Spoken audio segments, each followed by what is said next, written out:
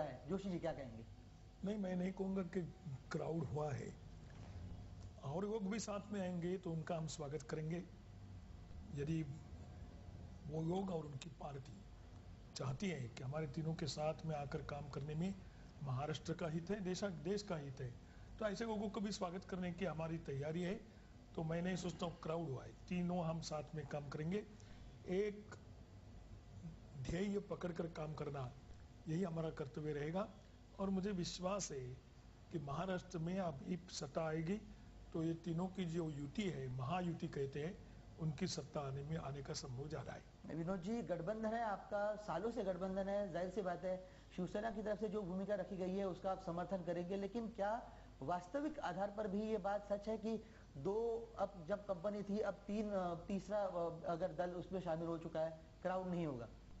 नहीं, मेरा मानना है कि आज की राजनीति की अगर वास्तविकता हम देखें तो ये कोएलिशन का एरा है और इसमें कई पार्टियों का गठबंधन का मोर्चा बनता है और वो मोर्चा एक मिनिमम कॉमन प्रोग्राम के आधार पर बनता है। और इसलिए मैं मानता हूं कि आज की राजनीति आगे के 10-15 साल ये कोएलिशन एरा इस देश में चलेगा और इस देश में इस प्रकार के समान कार्यक्रम के आधार पर जो पार्टियां साथ आएगी वो मिलकर ही एक अच्छी राजनीतिक पर्याय लोगों को दे सकती है।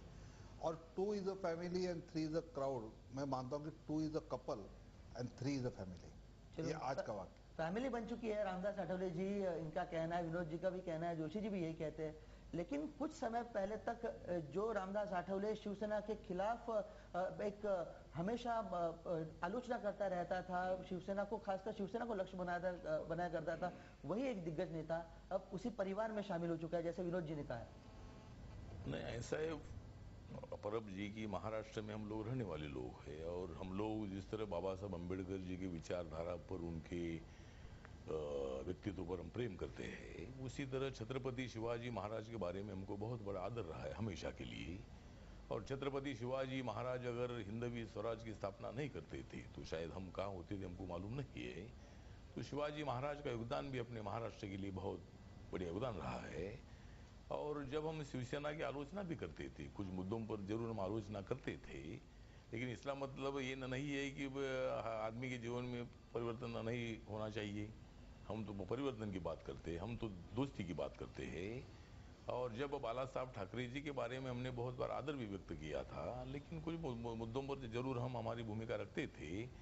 और कांग्रेस वाले हमको भड़काने का काम करते थे, राष्ट्रवादी कांग्रेस वाले हमको बताते थे कि भाई शिवसेना वाला ऐसे है वैसे है।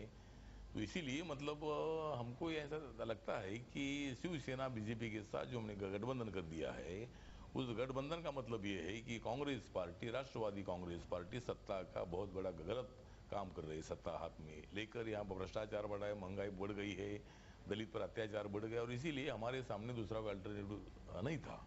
जिस तरह आपको मालूम है कि इंदिरा गांधी जी ने इमरजेंसी लागू करने के बाद सभी पार्टियां एक साथ आई थी, उसी तरह संयुक्त महाराष्ट्र समिति का जब गठन हुआ था 1950-51 में, तब बाबा साहब अम्बेडकर जी जो शेड्यूल कास्ट फेडरेशन पार्टी के थे, तो उसमें जनसंघ भी था, उसमें हिंदू महासभा भी थी, शेतकरी कामगार पक्ष था, सीपीआई था, सीपीएम था, मतलब जो पार्टियां थी।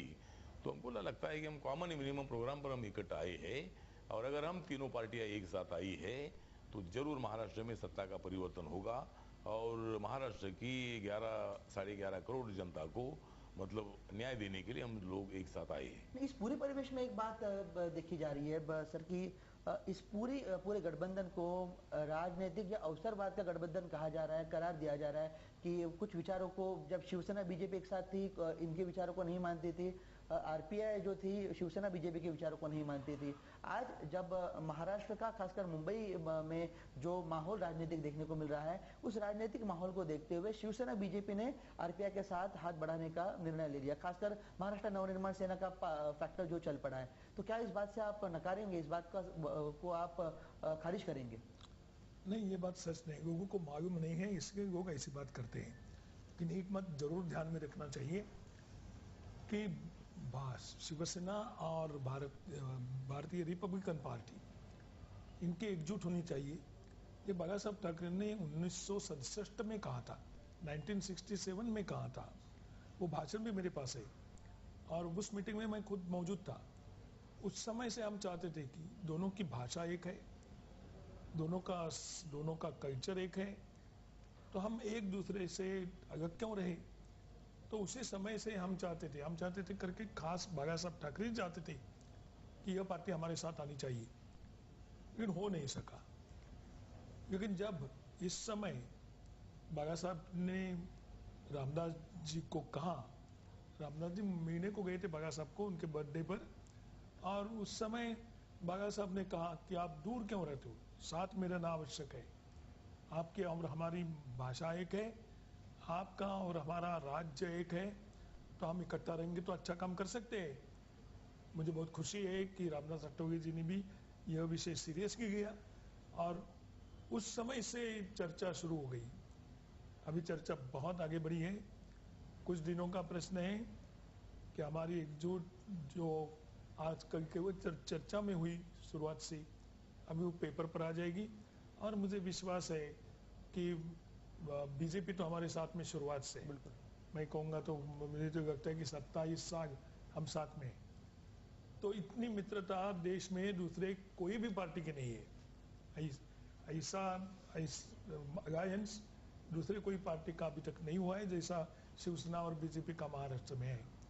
तो मैं सोचता हूँ ये बहुत अच्छी बात हुई।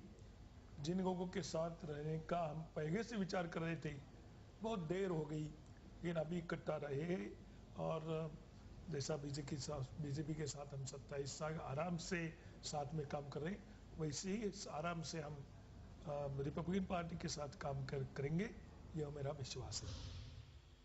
भगवा हरा और नीला ये बहुत अलग कॉम्बिनेशन है जिसका असर शायद अच्छा नहीं होता। तो राजनीति में ये तस्वीर बदल कर दिखा पाएगी आपका ये गठबंधन? मैं मानता हूँ कि ये रंग जो है वो एक विचारधारा के रंग है, और जब ये विचारधारा के साथ आती है, जैसे पूजनीय डॉक्टर बाबा साहब आम्बेडकर जी के जो विचार है, अगर पुराने दिनों में जाए तो डॉक्टर बाबा साहब जी को लोकसभा में हराने का काम कांग्रेस ने किया था, और जबकि डॉक्टर श्यामा प्रसाद मुखर्जी जो बीजेपी के संस्थापक थे जनसंघ के, उन्होंने बाबा साहब जी को लोकसभा में चुनकर भेजा था। और इसलिए वो क्या था, तो बाबा साहब जी के जो विचार है वो इस देश के आम आदमी को आगे लेके चलने वाले हैं, और मैं ये विचारों का मिलन मानता हूँ। और जब ये इस विचारों का मिलन होता है तो मैं मानता हूँ कि एक अच्छी राजनीति, एक अच्छी समाज व्यवस्था की ओर हम 4 कदम सफलतापूर्वक डाल सकते हैं, और उसका एक ये पहला प्रयोग इस मुंबई और महाराष्ट्र में होने जा रहा है। और अगर ये सफलता होती है तो ये मैं मानता हूँ कि ये एक्सपेरिमेंट पूरे देश में हम एनडीए के द्वारा सफल कर दिखाएं।